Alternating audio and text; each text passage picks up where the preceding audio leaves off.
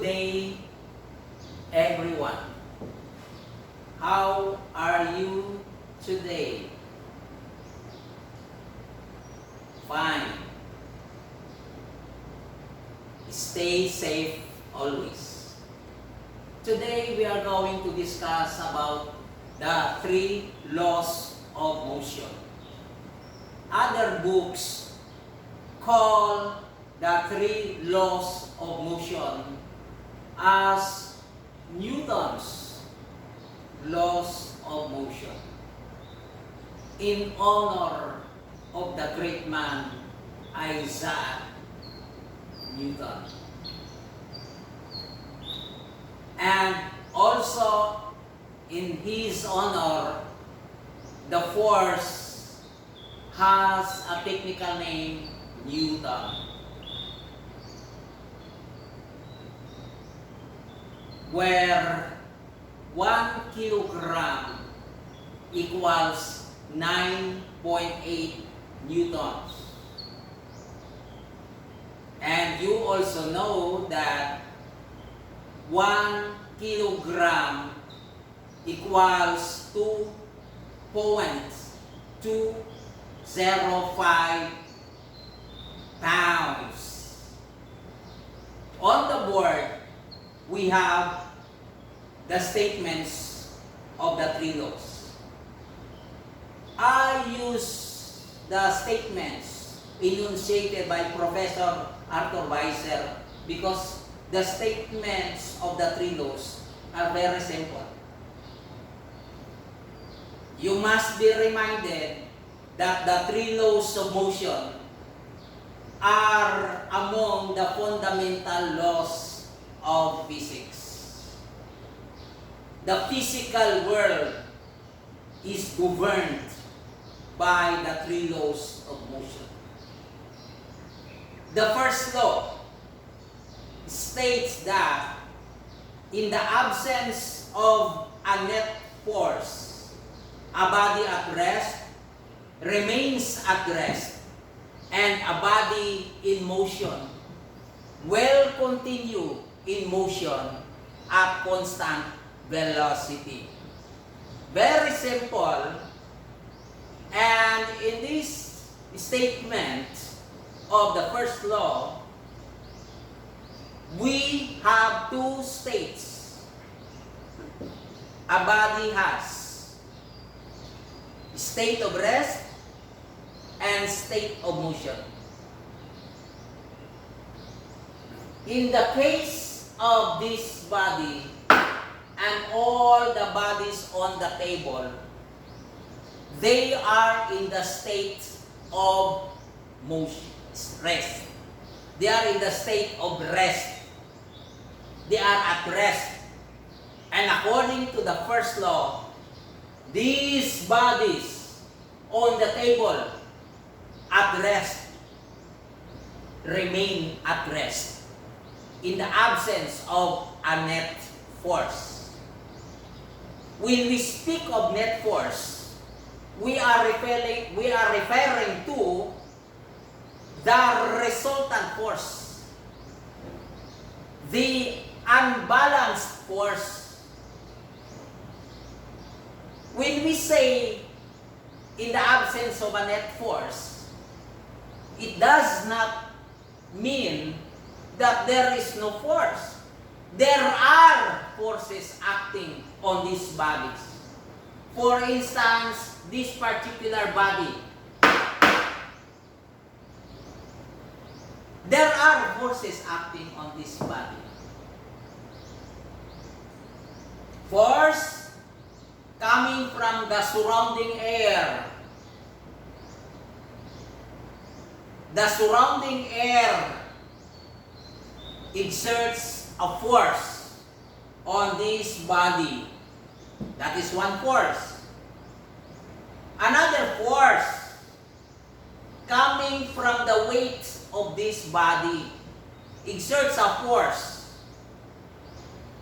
This body has weight. We call that weight as the gravitational force. The weight referring to is the weight equals mg, the mass times g, acceleration due to gravity. So weight is a force. And that force is what we call the gravitational force. The force of gravity on this body. That's the second force. Another force acting on this body is the force coming from the table.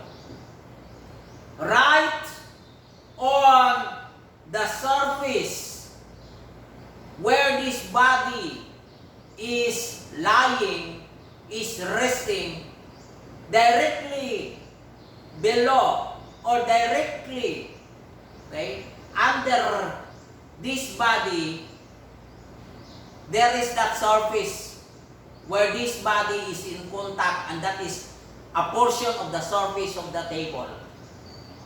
And that force exerted by the surface of the table where this body is resting or in contact with, that force is what we call the normal force.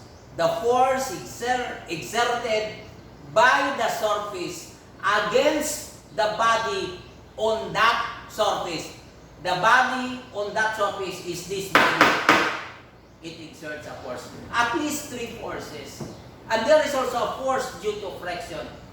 There are now four forces. And not only four forces. There are so many forces. The force coming from the moon. The force coming from the planets. The force coming from galaxies also exert a force on this body. So many forces. But then, the combined effect of those forces acting on the body equals zero. That combined effect is the combined effect of all the forces acting on the body. The net force, therefore, or we call that the resultant force, which is the sum of all forces acting on the body, equals zero. And therefore, the resultant force equals zero. There is the absence of a resultant force. There is the absence of a net force, because the net force is the same as the resultant force. When you say resultant force, we refer to the net force. There is the absence, therefore, of a resultant force. Resultant force equals zero. Net force equals zero. A body at rest remains at rest. Okay. Then the second situation, when a body in motion will continue in motion at constant velocity. So, the concept of constant velocity tells us that a body has the same speed and the same direction. No change in the speed, meaning to say that the speed remains the same. There is no increase, there is no decrease. The speed is not changing, so you have a constant speed. Not only that, the body has also the same direction, moving in the same direction. No change in the direction of motion of the body, no change in the speed of the body. We have then what we call constant velocity. In reality, in the real world, we cannot have a constant velocity. Probably in a controlled environment. But such body to move with constant velocity is still confined within that laboratory environment. Otherwise, the body will have to change speed, will have to change direction. So, the second situation where a body will continue to move at constant velocity happens only in a situation where there is complete, total absence of the net force. And that may happen when the body is isolated in the outer space, far, far, far, far from stars, planets, and galaxies. And such body will have a constant velocity on the assumption that that body is far from other bodies in the universe. Remember, every planet, every star, everything physical, any physical body there in the outer space have force of gravity. But that force of gravity is not working if and when the body is very, very far from it by virtue of the universal law of gravitation, where the force of gravitation is inversely proportional to the square of the distance separating the two bodies having masses M1 or M2. Body 1 with mass 1, body 2 with mass. Remember, the force of gravitation is equal to capital letter J, G, M1, M2 over R squared. If the body has mass 1, the second body has mass 2, and they are separated with a distance. We increase the distance by 4 times the original distance of the two bodies. 4 times. We increase the distance of separation. R here is the distance of separation between two masses M1 and M2 measured at the center of the masses. That is R. If we are going to increase the separation of the two masses from center to center of M1 and M2, we increase this one by 4 times. The force of gravitation will decrease by 16 times because of the square here. The force of gravitation will increase according to the square of R. And that R is inversely proportional to the square of the R is inversely proportional to the force of gravitation.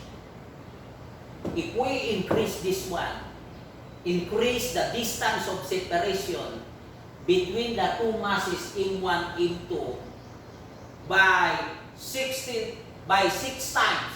We increase by 6 times from its original position of the two masses. Increase this 6 times. This will decrease by 36 times. So the farther the object is, the more the force of gravitation will be reduced. Okay, now, so therefore, that body must be isolated in the outer space from all other bodies in the outer space, far from planets, far from stars, far from galaxies. Then that body that is in motion will continue in motion at constant velocity.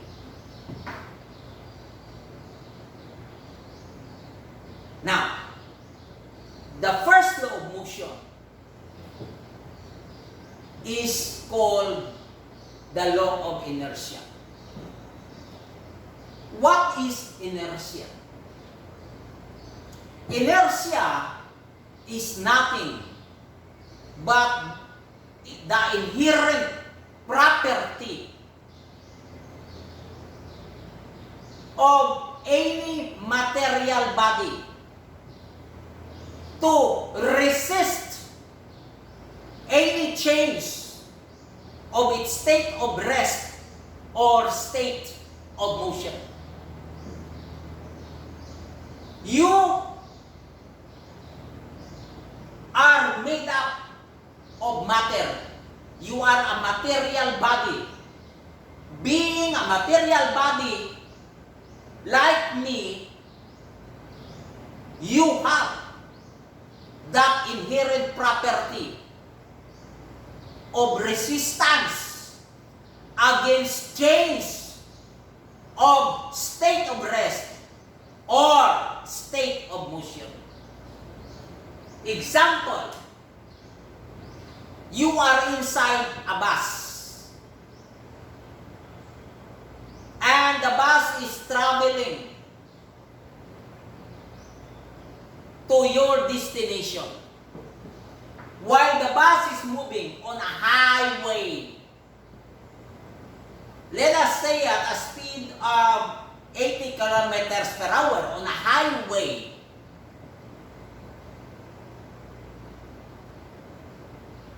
while you are sitting down,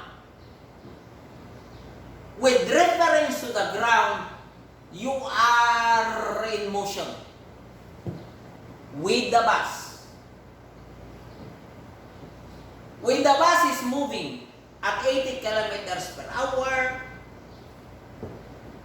80 kilometers per hour, brakes are applied so that the bus makes a sudden stop. What will happen to your body?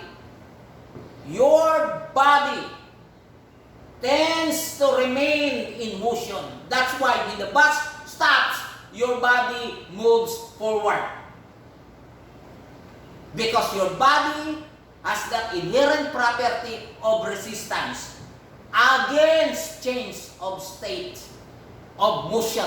From state of motion, there is a change to a state of rest. Your body moves forward. Because your body having that natural resistance, we call inertia,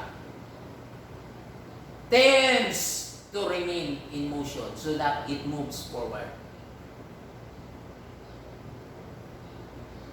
Bus makes a sudden stop, your body continues to move because it has inertia.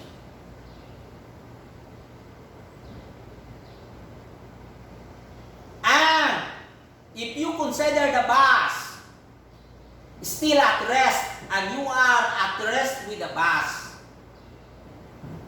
then while at rest, the driver of the bus suddenly starts to move the bus. Push down the accelerator, the bus makes a sudden forward motion, your body resisted to change its state of rest to a state of motion. Your body moves backward. Your body is pushed to the set,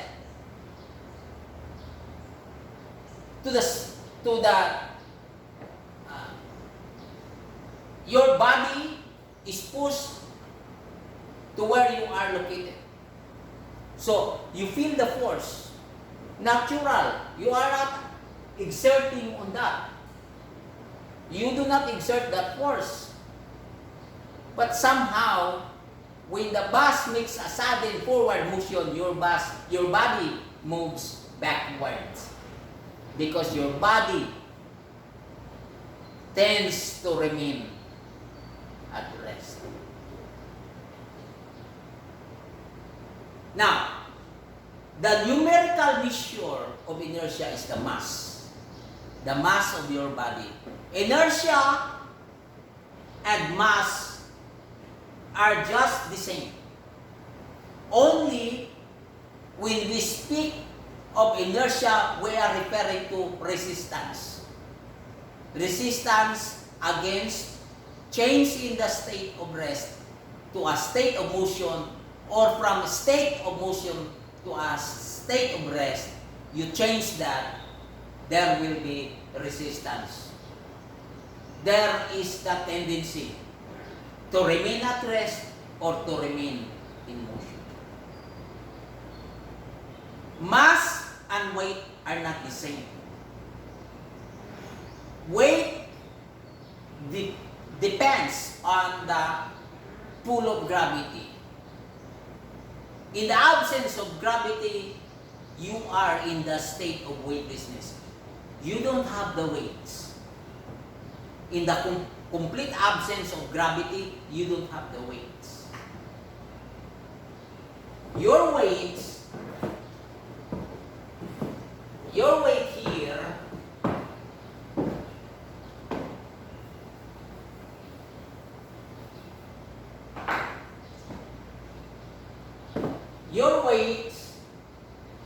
equals your mass times G. If G equals 0 or very, very small, okay, your weight is very, very small, and if the G is exactly 0, there is the complete absence of the pull of gravity. 0 times the mass, the weight equals 0. The weight equals 0, not because the mass is 0, but gravity, the pull of gravity is 0. The gravitational acceleration is 0. So weight is 0, and that physical body will be in the state of weightlessness.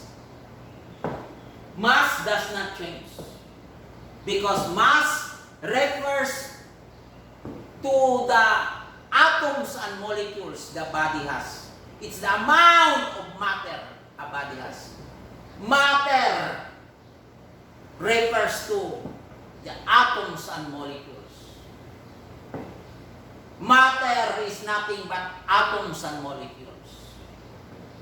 And the amount of atoms and molecules your body has, wherever you are, more or less, remains the same. It does not change. But weight changes because G changes.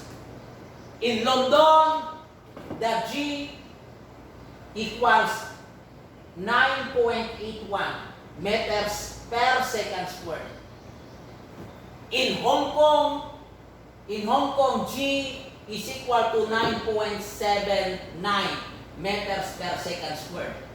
So from London to Hong Kong, your weight therefore changes because G is different.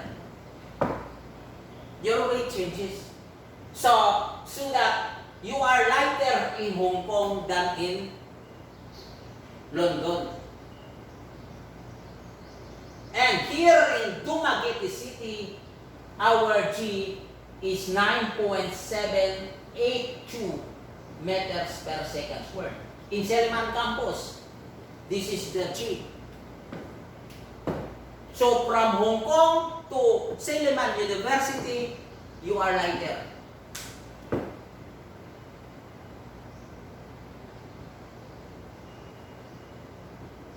Okay. Then, with respect to altitude, as you move up, away from the surface of the earth, G decreases, and therefore your weight decreases. You go up the mountain, here in Negros Oriental, particularly in Dumaguete, we have what we call Cuernos de Negros. You go up the top of Cuernos de Negros, locally known as Mount Alines, your weight there will decrease by about 0.08%. 0.08%. So you become lighter. So multiply your weight by 0.08%. That is your weight at the top of Mount Alines.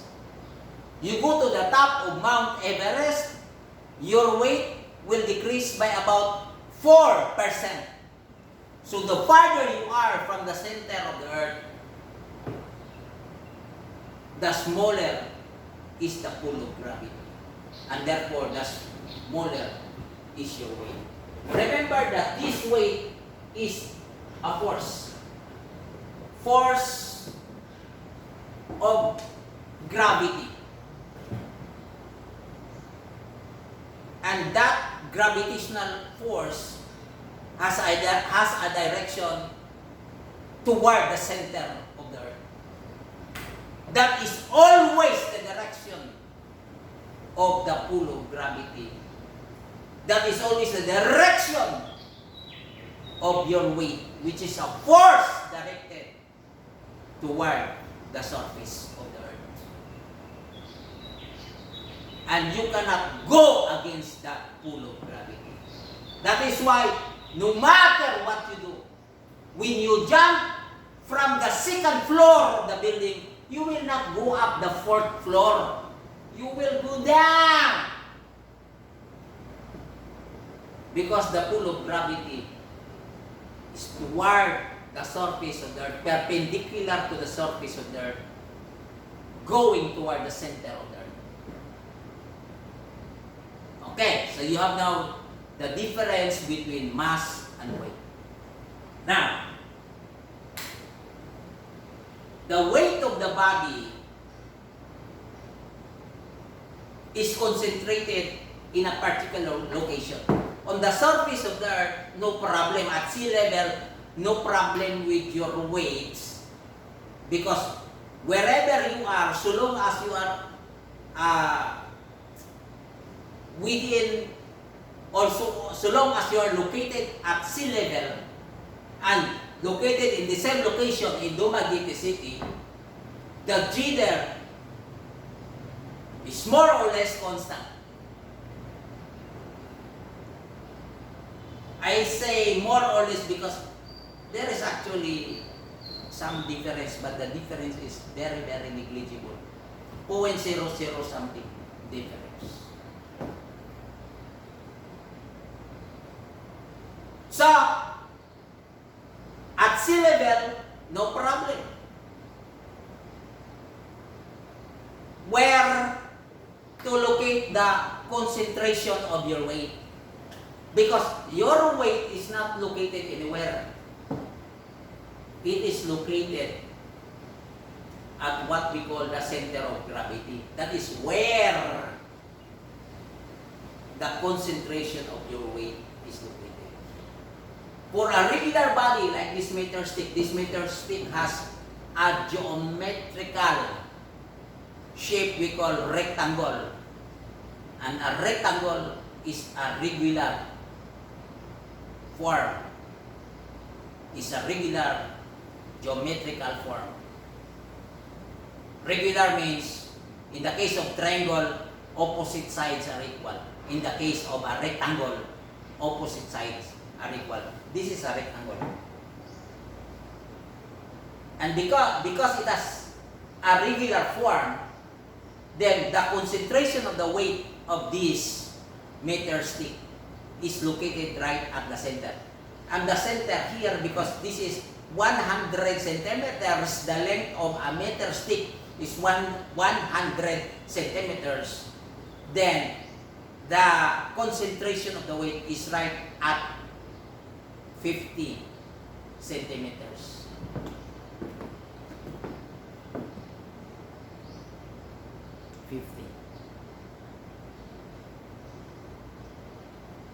So if you are going to cancel out all the weight, you just place your finger here that serves as the fulcrum right at 50.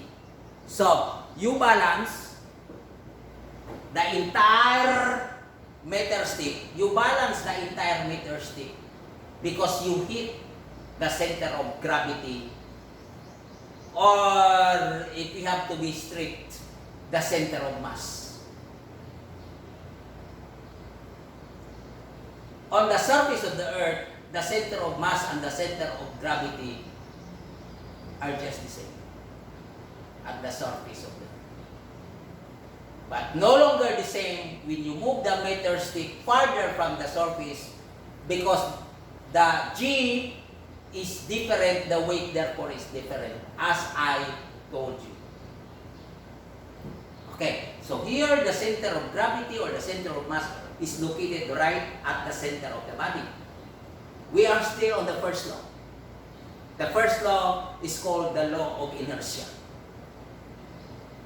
For an irregular body, like this one, it is an irregular body. You want to hit the center of mass or the center of gravity, the center of the object supposed to be here, 1/2. But because this is irregular, the concentration of the weight is not at the center of this object. The center is somewhere here. The center of the object is 1/2 of this. But because it is irregular, the mass is irregularly distributed. This one is severe.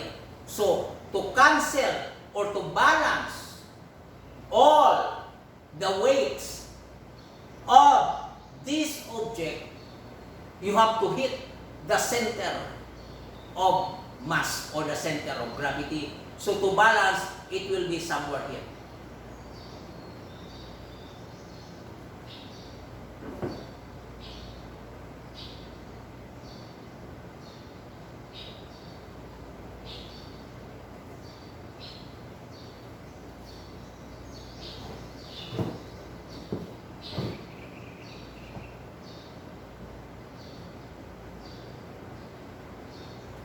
There.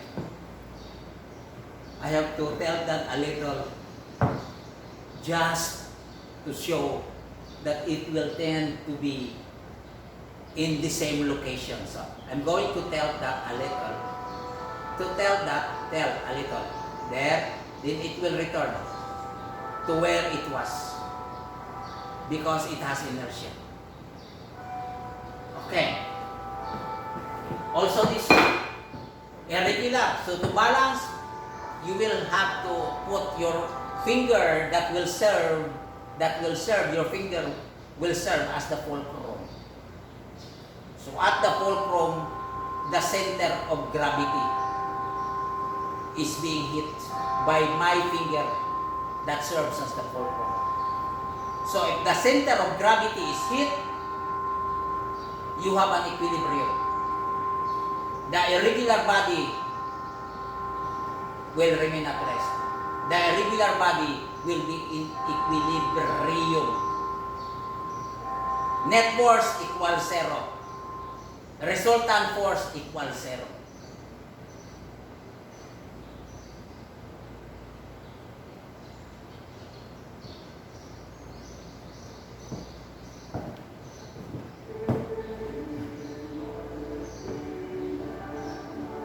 Okay.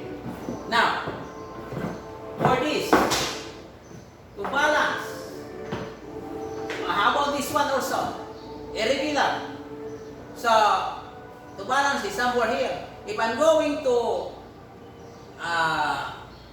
change the distribution of the mass by having like this, okay? So, I cannot balance that anymore, but I have to look for where the weight is concentrated.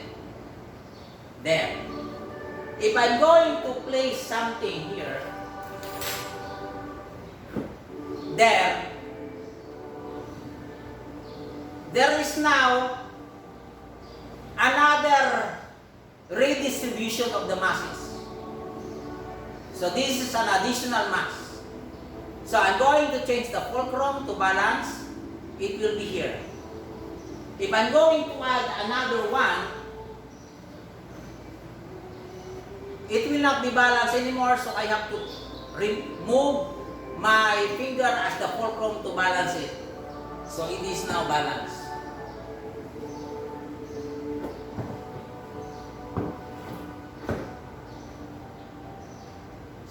So the center of mass or the center of gravity has now changed. Okay. Another here, this one.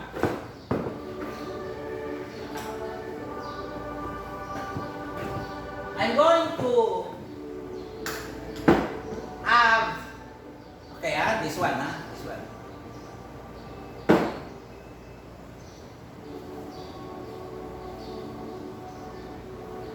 another illustration or demonstration of the center of mass or the center of gravity.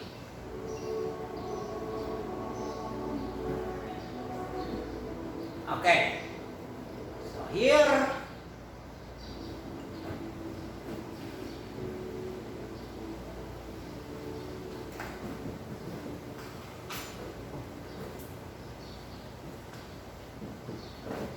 the center of gravity or the center of mass is right here. Right here. So, a body at rest remains at rest in the absence of a net force.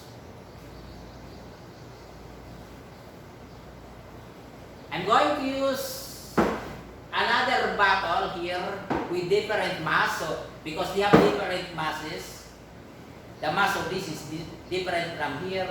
So the location of the center of mass will now be different also.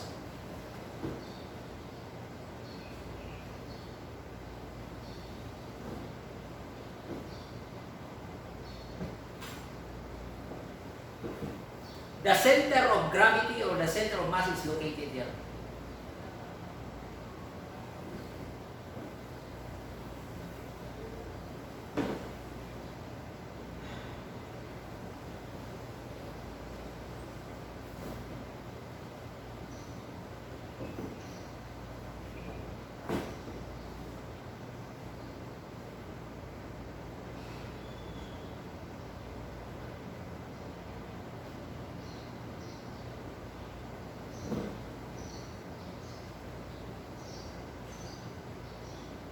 Okay. Now, I am here still on the first law of motion. I have here a rotator. Okay? I'm going to stay on top of this rotator. Okay? I will stay on top. And then, I have here two masses. In a way, I will stay on top here.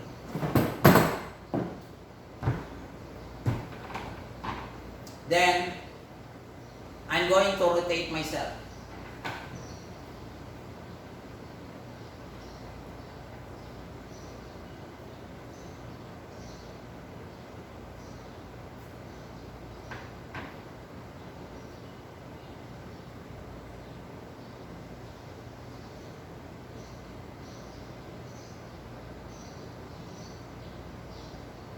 Okay. Now, if I'm going to have masses here,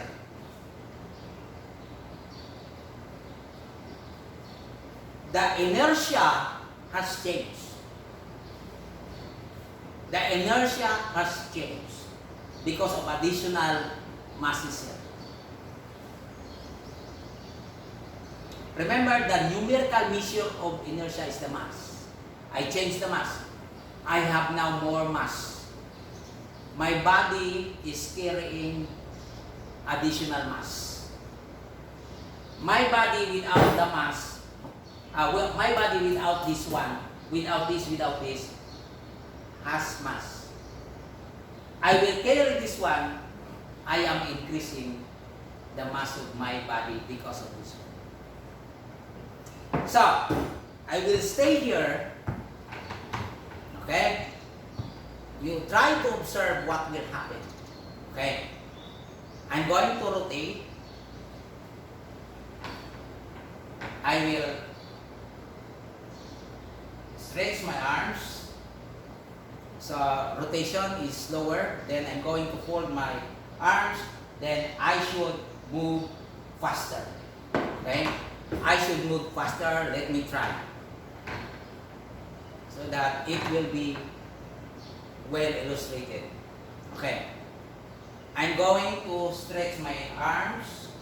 I'm going to fold, stretch, fold, stretch. So, the inertia has increased when I redistribute the mass Okay? Inertia now is different. We call that inertia the rotational inertia. Okay? Oh, that was the door of this room being hit by the winds. Okay, so here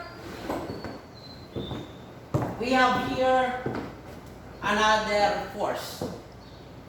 Remember that I mentioned a force friction. Friction is another force acting on all these bodies.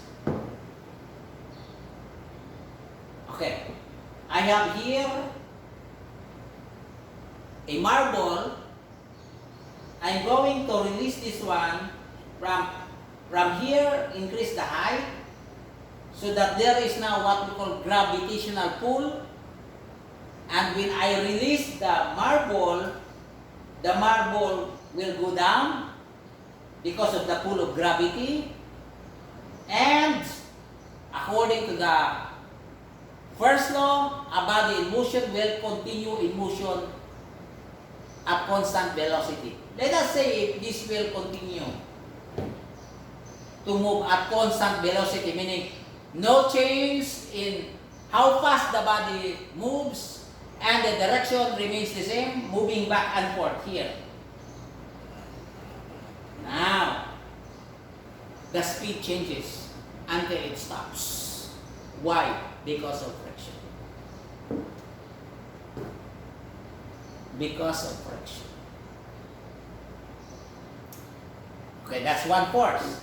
Another here. How to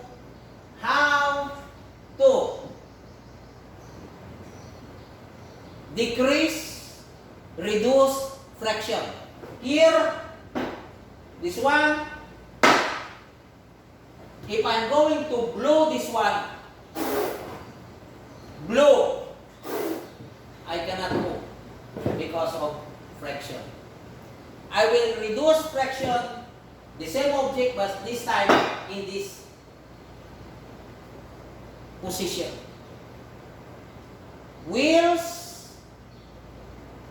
are made to reduce friction. That's why automobiles have wheels. Without wheels, you cannot move. And the automobile, the car will not move unless we apply or remove friction by means of electromagnetic induction, and that is being applied in what we call bullet trains. The bullet trains actually are not in contact with the surface. They are in levitation because of electromagnetic induction. Here, we can remove friction. I blow this one and I can move this one because I have reduced friction by changing the position of the object. I'm going to blow this one. When I blow this one, it will move forward. But here, this table is a little bit inclined, so that it will just come back and forth until it stops because of friction. Ready, get set, go.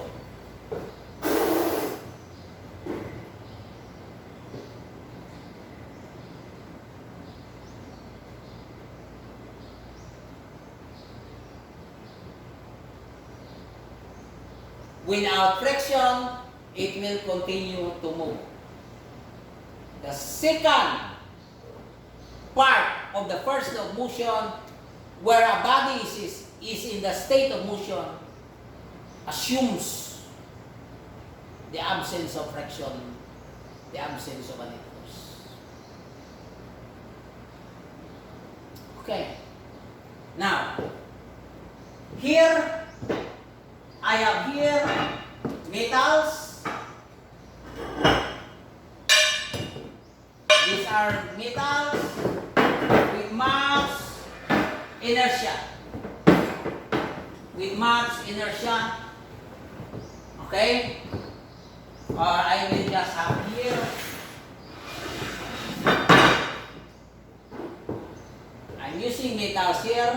the metal has much inertia.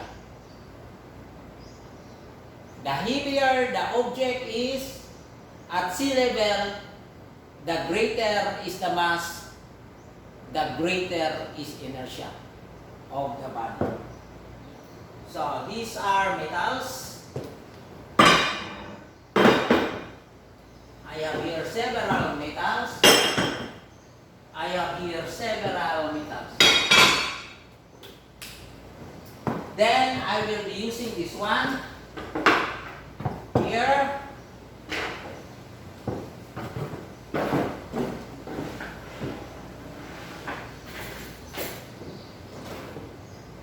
I'm going to place my hand under here.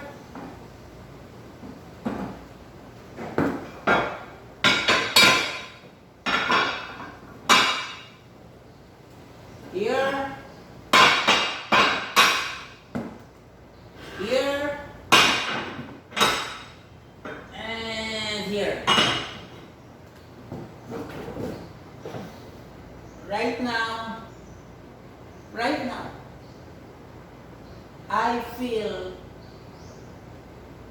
the pain because of the force due to the weight of the metals. The more metals, the heavier the weight hitting my hand. So there is pain because of the heaviness of the load of my hand coming from the metals. But these metals have mass and therefore they have inertia. And they are in the state of rest. They are in the state of rest. If I'm going to hammer the metal, I'm going to hit the metal with this hammer. I'm going to hit the metal. I'm going to bang the metal with a hammer. Will I receive additional pain? Will I receive additional pain? Will I feel more pain if I'm going to hammer the metal? The law of inertia tells me no, because it has resistance against change of state. From rest to motion, there will be additional pain if the state of rest being assumed, being acquired by the metal, will be changed to a state of motion, meaning it will move downward because of the force coming from the hammer.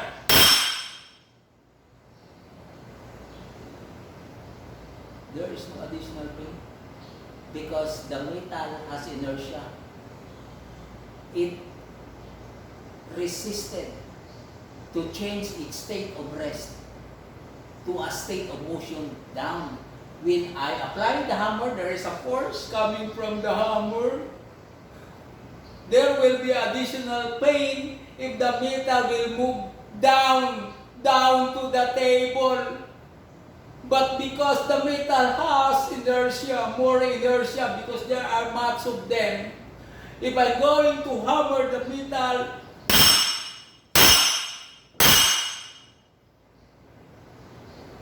no additional pain. I'll tell you.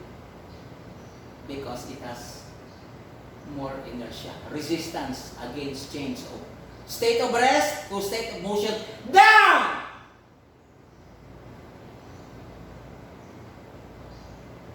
If I'm going to reduce the amount of metals, remove, then I'm going to hammer the metal. I will not, because it is now painful. It has less inertia. It has less inertia. So it will move down if I'm going to hammer. Okay? So, there's nothing that happens.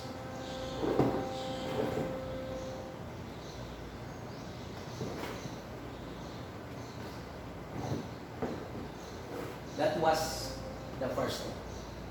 The second law tells us that there is now a net force. What will happen when a body has a net force? When a net force acts on a body, it will be accelerated in the direction of the force with an acceleration directly proportional to the force and inversely proportional to the mass. And we can express that acceleration, it will be accelerated directly proportional to the net force, and the acceleration is inversely proportional to the mass. We combine them, A is directly proportional to the force, inversely proportional to the mass. We change the sign, we change the sign of proportionality to a sign of equality and introduce a constant. So therefore we have A, change this to a sign of equality, introduce a constant, F over M. And K approaches unity, approaches 1, if units used are consistent with each other.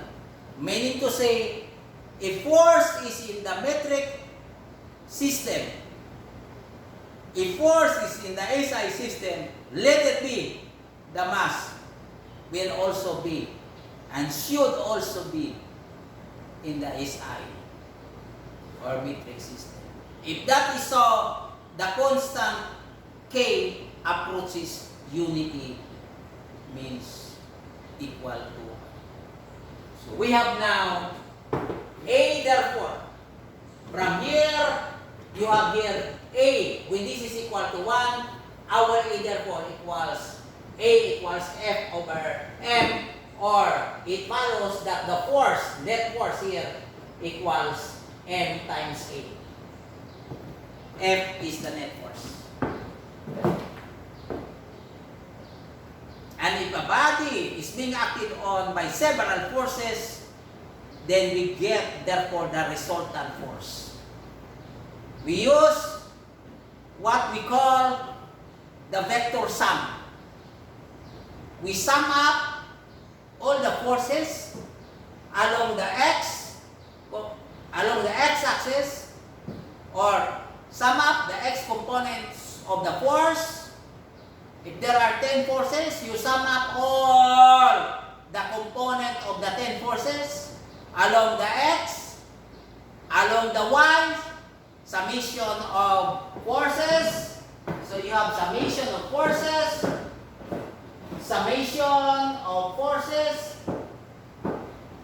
and this summation will be for summation of x, summation of y. So if there are 10 forces, so you have here F1x, F2x, F3x, until F10x.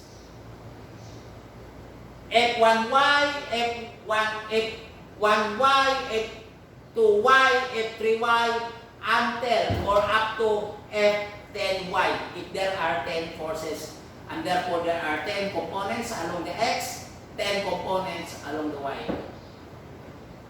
So this is now more on computation for the second law. For the third law, it refers to two bodies acting against each other. The third law tells us that when a body exerts a force on another body, the second body exerts a force on the first body of the same magnitude but in the opposite direction. If we consider this pentel pen, the pentel pen is acting on the table is acting on the pentel pen. We can restate the third law of motion as when the pentel pen acts on the table acts on the pentel pen of the same magnitude but in the opposite direction. So, when the pentel pen exerts a force on the table exerts a force on the pentel pen of the same magnitude but in the opposite direction. So, there are two bodies. The pentel pen as one body, the table as another body. When a body exerts a force on another body, the second body exerts a force on the first body of the same magnitude but in the opposite direction. Restating that, when the pentel pen exerts a force on the table exerts a force on the pentel pen. This third law is also called action-reaction law. Okay?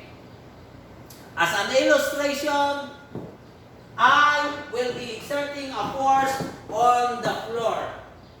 The floor exerts a force on me. In the operation of walking, when I walk, when you walk, you forward your, let's say, right foot. So I forward my right foot. My left foot on the ground pushes the ground backward. And the ground reacts. It pushes me forward. Action coming from me by pushing the ground backward. The ground pushes me forward in the operation of walking. Action, reaction law. When you fire a rifle, a gun, okay? When you pull the trigger, the bullet moves forward. The butt of the rifle moves backward. So there is a force backward because there is a reaction force backward because there is an action force forward to the bullet. That's why you have, according to the one of the rules in firing a rifle, 60% of your weight will be forward. So 60% of your body, not 50-50. Because there is that reaction force coming from the butt of the rifle. There, bang, bang, bang, bang. Okay? So those are the three laws of motion presented to you as a concept. The rest will be computations. Okay? Okay. Bye-bye. Bye-bye.